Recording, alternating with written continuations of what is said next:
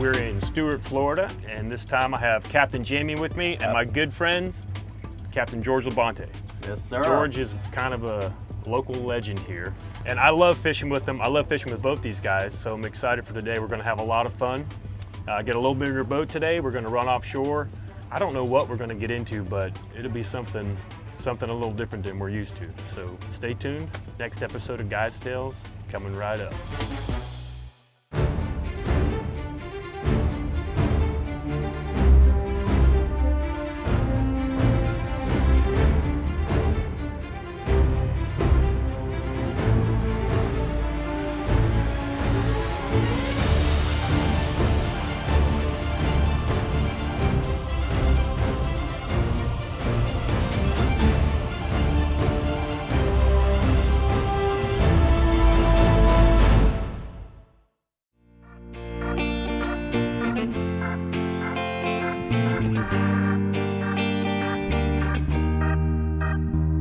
Well, I was excited to have Captain Jamie back to join me and my buddy Captain George to run outside and check out a little bit of Stuart's nearshore offshore fishery. And it's something that's different for me. I've been doing it the last couple years and having fun learning something new. And I kept telling Captain Jamie about it and wanted him to come down. The weather looked good, and of course he shows up, the weather wasn't so good, but we still managed to get out, really have a great time and catch a few fish, show them a little bit about what I've been messing around with.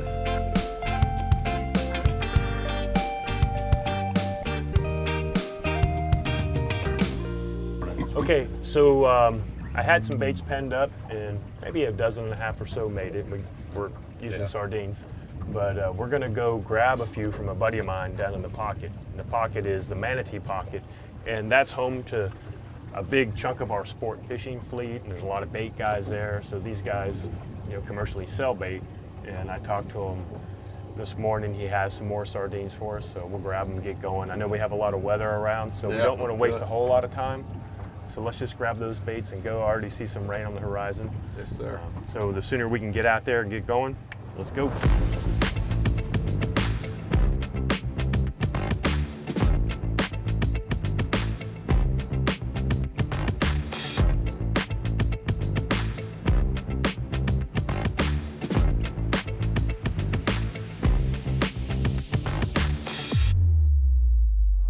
My name's George Labonte, and I've been a fishing guide out of Jupiter, Florida for about 40 years.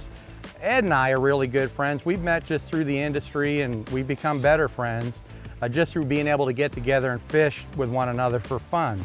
And we have a great time every time we fish together, and we've done mostly inshore fishing because we both enjoy tarpon fishing a lot. Now, Ed has expressed an interest in the last couple of years in learning how to offshore fish and getting a little bit more interested in that, and that's kind of what I specialize in. So we've spent quite a bit of time together tuning him up and getting his skills tightened up. And no matter where you put Ed, he's going to land on his feet. And he really picked it up quickly, and he enjoys doing it as much as I do. So we share that in common, and we have fun every time we get together on the water.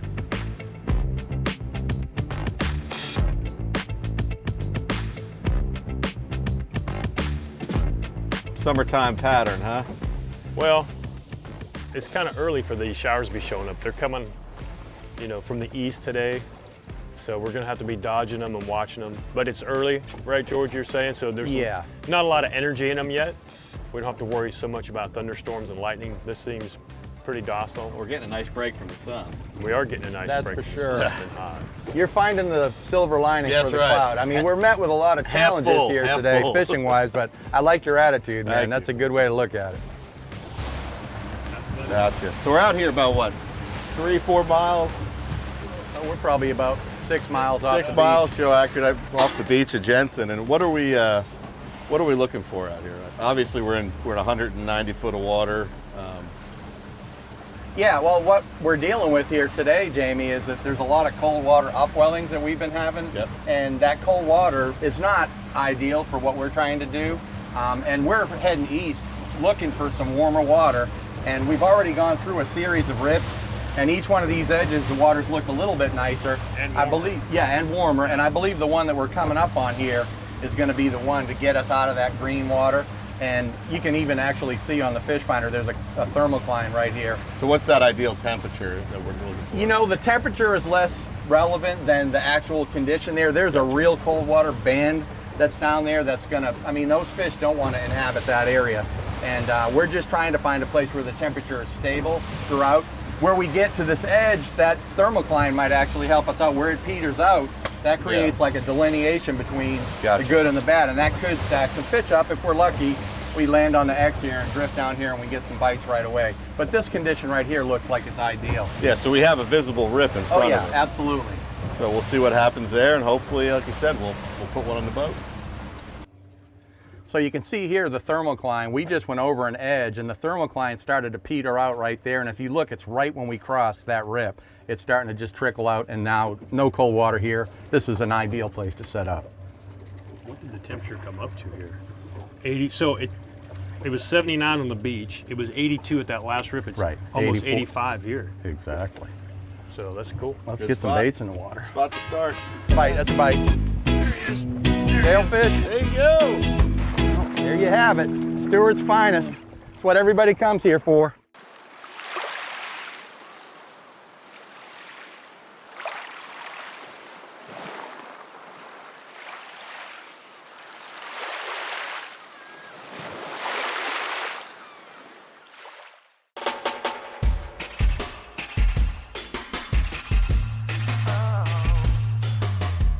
The great thing about fishing is you're perpetually learning new techniques, new styles of fishing.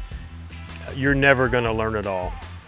And it's been a blast to learn new techniques in the panhandle, whether it's bottom fishing or setting up at the bridges chasing those giant red drum. Or we could be in South Texas sight fishing reds on a flat, or setting up a drift offshore here for sails. It's just something new, it's exciting. And the longer I do it, I realize the less I know and the more I want to learn. So it's been really, really fun.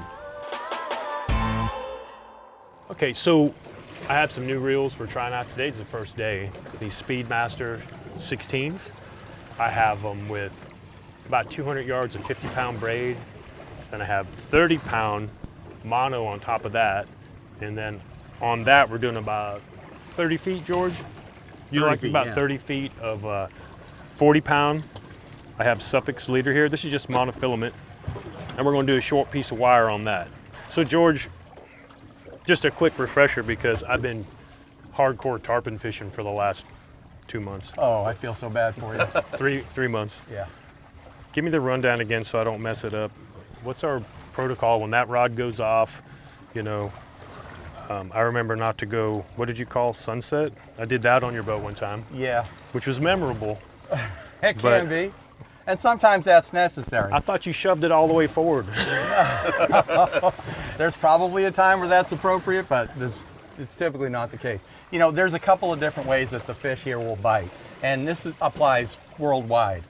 A fish that doesn't have any teeth, like a sailfish, the way they eat a bait, they're going to want to turn the bait around always to swallow head first.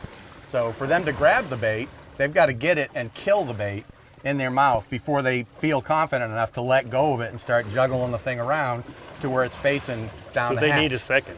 Yeah, so they need a second, but you know, there's no count to 5 rule that really applies, because every single, you know, situation is going to be different. Sometimes one might come up and just get the bait and it's fully in his mouth and it's already pointed down the hatch, and all he has to do is start swallowing it and it's over. And that's 2 seconds and he's running away with your bait. Now another time he may grab it right by the head and the bait's struggling and he feels the thing wiggling in his mouth and he's just clamping down on it, trying not to let it go. And he may sit there and hold that bait in his mouth for 30 seconds or a minute even. Okay, so my ADD kicked in, but so they eat it 2 different ways. Well, you know, they're going to eat it the same way every time a sailfish is. Right. But there's no definitive answer to how long you feed them. So you're feeling it. I'm feeling the fish on there. My rule is when the fish starts to move off with the bait, I feel like he's got it in there and he's getting ready to go on to the next meal. So if I'm feeding a fish and he's just sitting there going, doing that, I feel like he's trying to kill the bait. So we want to leave it in our. We're going to leave it just a touch above free spool so it doesn't backlash. If a Right. fast-eating fish comes along and eats it, we don't want the reel to just explode and get a backlash. So Right. we're just getting it a touch up over free spool, just enough to keep it from overrunning. And then we want to get to the reel as quick as we can. And for a slow bite, we go right to free spool and feed the fish. Thumb it, just Lightly Light. thumb, even feed the thing line, shut the clicker off and let him take it. And as soon as he moves off with it, if it's swimming away steady, I lock up and just reel and come tight. With the reel, I don't strike. You just stretch the line out. You treat, these are J hooks we're using. We treat every bite like you're using a circle hook. And you just want to slide that hook into the corner of his mouth and catch him in the latch. and we're going to strike. You go to the strike position. Yeah, we set the drag and I fish a light drag. And we go right to the strike. If you pass the strike like you were talking about, Job that can be done. problematic. Sunset's Yeah. it. It didn't. Now, the other bites you're going to get is a toothy bite, in which that fish eats really fast. And basically, if something hits it and starts going like a freight train, you just want to lock it up as quick as you can get to Like the reel. lock up full Go or right, lock no, up go strike? right to strike. I mean, Okay. get drag on You're the like, reel. no. No, go all the way Again. back, full circle, and come back up to strike. Yeah. Cool. So Well, that- I know you've been catching some wahoo, so I would love to see one of those. That'd be cool. That would be nice. We're a couple weeks off of the full moon, which is when Yeah. they really bite good, but Yeah, you were anything's smashing possible here for sure. Yeah, we've been catching some All right, nice let's ones get some here, more for baits sure. in the water All right. and get it going.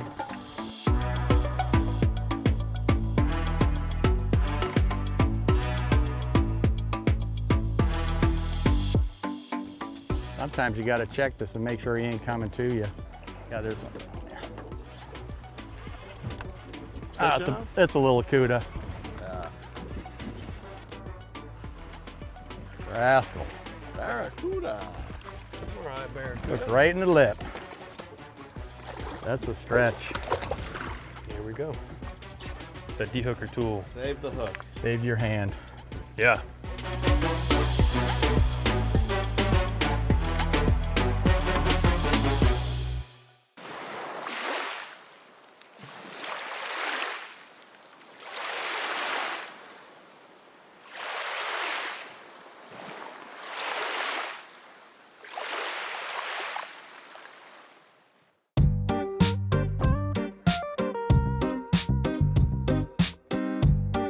Historically, a lot of people think about sailfish as something that you troll for, and trolling is a viable way to fish for them.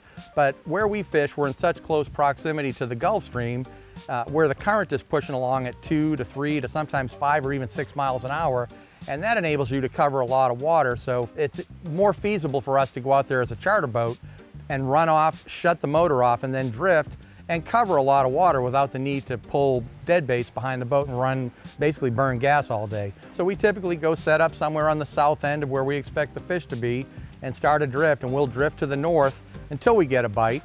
And if we do get a bite, after we've landed a fish or two, we make a short jog back and try and close in on that area where we had the bite and just tighten up our little drift zone.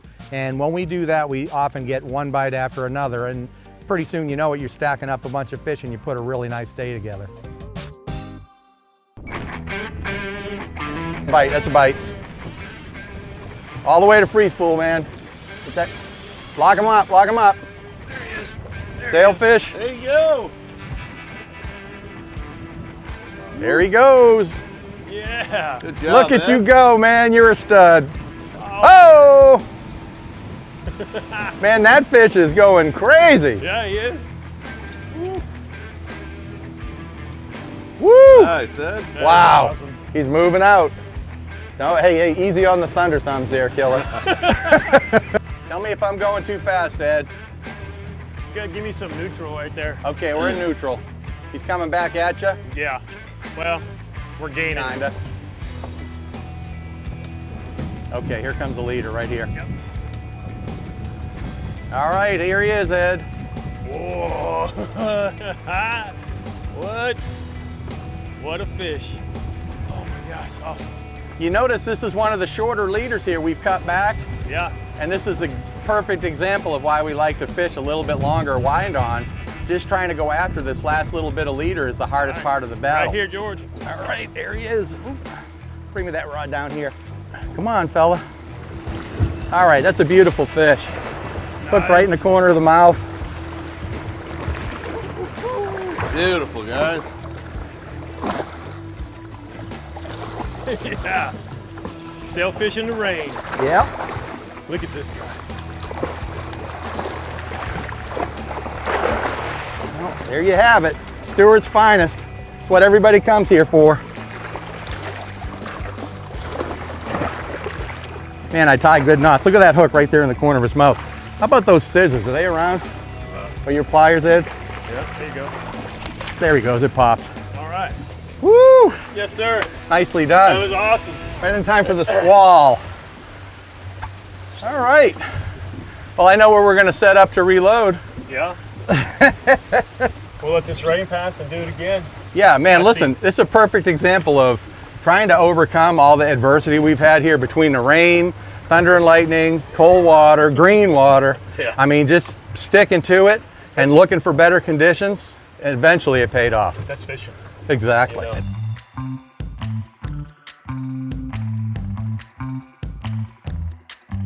So we just landed a sailfish in the rain with a hard southeast wind, and literally it's probably 15 minutes later, and here we are. This is South Florida, sunny. I don't even know what we have, a light northwest at this point, but we do have a lot of storms all around us that are changing these winds.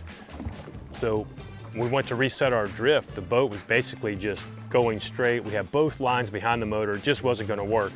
But I dropped the Minn Kota, made a little adjustments. Our lines are laying perfectly outside to the boat.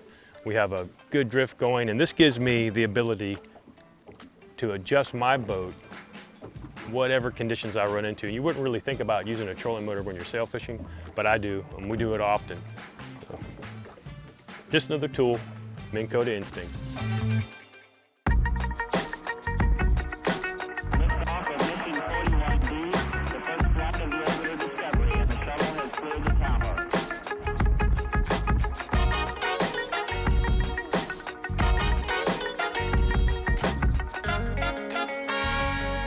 Today, everything changed, and we had a lot of storms coming in from offshore, and we managed to dodge them the best that we could, and finally it started looking really bad, and we had to push near shore and looking for some kings. We were just happened to be talking about, actually what we were talking about was Captain George's famous smoked kingfish dip, and I was like, man, I'd love to get one of those things in the box. And I don't think I no sooner said that reel started screaming, and we had one in the box. This one's acting a little more like a king, maybe. That took off pretty hard.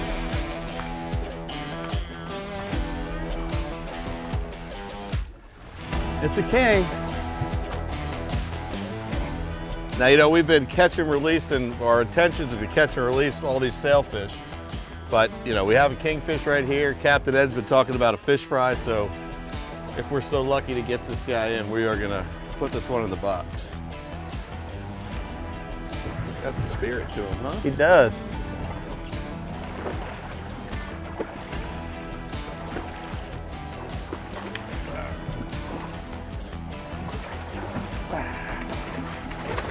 Best place to get him. In the meat. All right. Good job, Ed. All right, we got something for the smoker, boys. You were just talking about that 10 minutes I was ago. just There you talking go. about it. Ask and you shall receive. Your fish dip. George makes the best. Oh, well, hey. How did I get roped into this all of a Here's your sudden? Danco Gale. Okay, I can't believe how many bites and fish I've gotten off of this piece of wormed up leader that I straightened up. there you go. All right, Ed. Yeah, the woo, pretty guy. Well, Captain Kuda over there is gonna release him for me. Woo, oh, nice. hello, my friend. Nice going. Man, that's a clean looking fish. Oh, look at that. Oh, look at that, perfect. Not a bad way to end the day today, huh? No? Started I mean- out sailfish, had some rain, came back inside, beautiful weather. Kind of got ran in, sunny. We're Some catching barracuda. some fish. We're trolling around this little wreck here, looking, using the Minn Kota instinct. We're just circling it slowly, trying to catch kings, but I guess it's full of barracudas. we'll take them. Let's get this guy back. Awesome. Thanks, Ed. That was fun. Stewart's been known as the sailfish capital of the world for a long time. And you know, growing up here and fishing inshore, it's fun now to get out there and chase those things. And I really am enjoying everything we have to offer here, which is pretty unique that we can run out 3 to 5 miles and be catching sailfish, blackfin, mahi. And then we can run near shore. I can be chasing permit, tarpon, cobia. I can run inshore and catch snook, tarpon. We're very lucky. We have a unique fishery, and Stewart's always a blast to fish.